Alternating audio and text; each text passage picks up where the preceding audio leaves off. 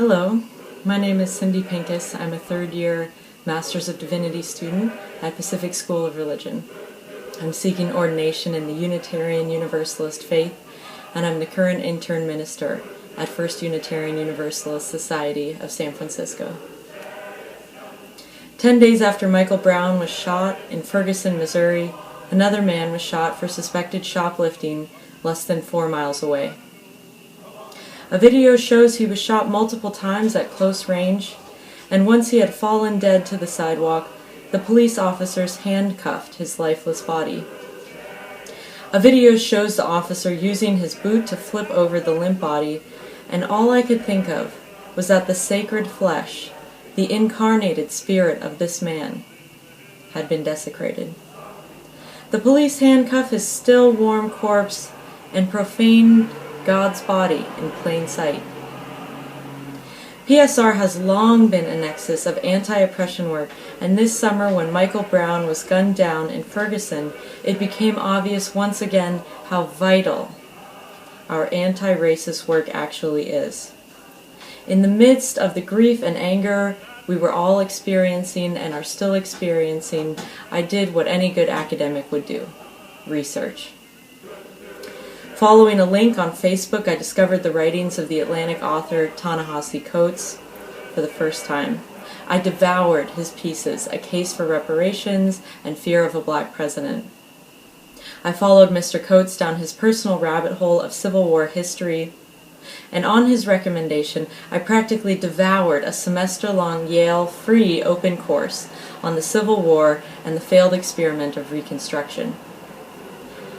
Moving forward through history, I came upon our modern-day social justice prophets and came full circle to discover the work of Joy DeGruy and post-traumatic slave syndrome, Michelle Alexander and the New Jim Crow, Tim Wise and the pathologies and dangers of white privilege, and many others.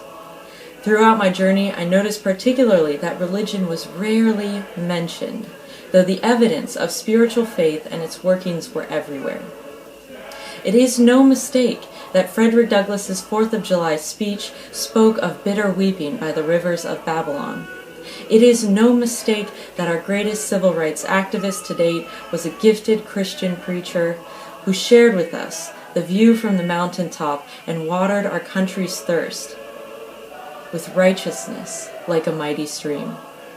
It is no accident that the Bible was used to justify American chattel slavery, nor was it an accident that the Bible was also used to reach for freedom.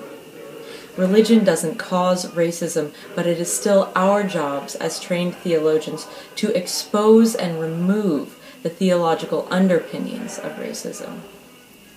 At PSR, I have received a profound curriculum that gives us narratives like Dr. King's, like Douglass's, narratives of religious resistance to racism, filled with the lives of people who tell us that this work rarely succeeds without deep religious and spiritual engines. American history is often popularly put forward in liberal circles as an a-religious endeavor.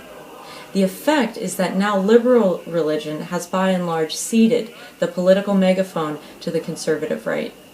PSR has given me the education to take back that ground and to offer a clear and coherent narrative of anti-oppression that rings out as loud as a bell to those who would gun down the living descendants of our disenfranchised slaves of the past on the streets of Ferguson, Missouri today. When Michael Brown was shot, the curtain was pulled back and an entire racist regime was exposed yet again. Liberal religion has a powerful place in this conversation, and I will not cede that voice or that place for anything. If I could ask the Board of Trustees of Pacific School of Religion to do one thing to support and develop our work to end racism, it would be to offer media training to our students. I want all of us to be ready to step in front of the camera and take the public national stage to talk about the theological response to racism, which is a response that offers clear justice, fierce love, deep reconciliation, and transformational faith. May it be so.